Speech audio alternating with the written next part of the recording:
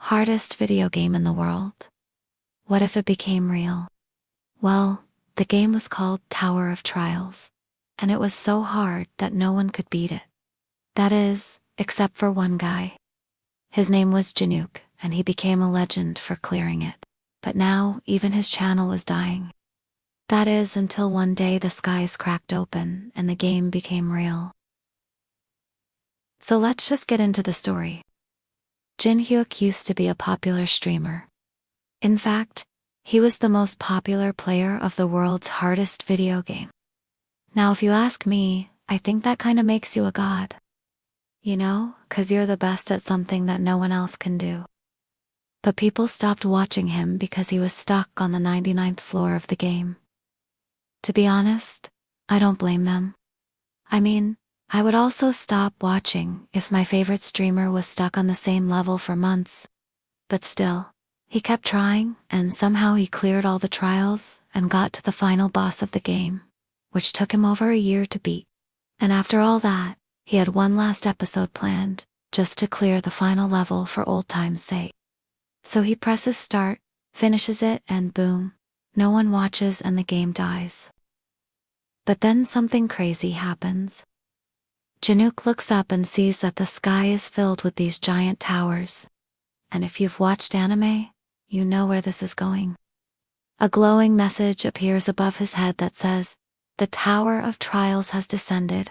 And just like that, the game he played for so long became real. He was in the game. So basically, the world was in chaos because everyone got a notification about the tower appearing, and that they could enter it and climb it. And if you reach the top, you've got some great rewards. So basically, there were monsters everywhere and people were panicking and running around. There was total chaos. But Jin-hyuk wasn't afraid. You see, while everyone else trembled in fear, he was calm.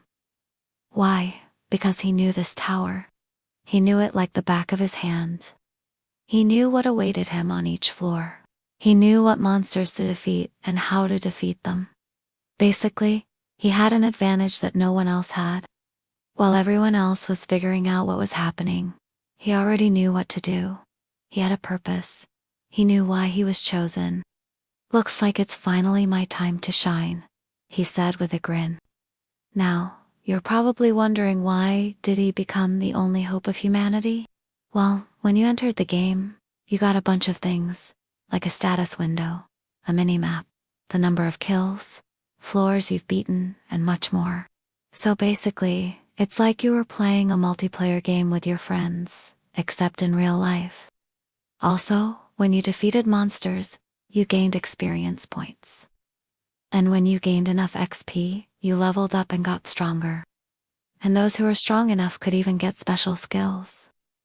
Like I said, if you made it to the top of the tower, you got an awesome reward. So basically, the world was in chaos, and people couldn't even get past the first floor, yet alone the 100th or 1000th. But Jin-hyuk had already cleared up to the 100th floor, so he knew what to do and where to go.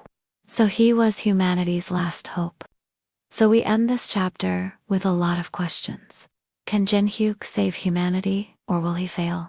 And if he does fail, will the world be destroyed?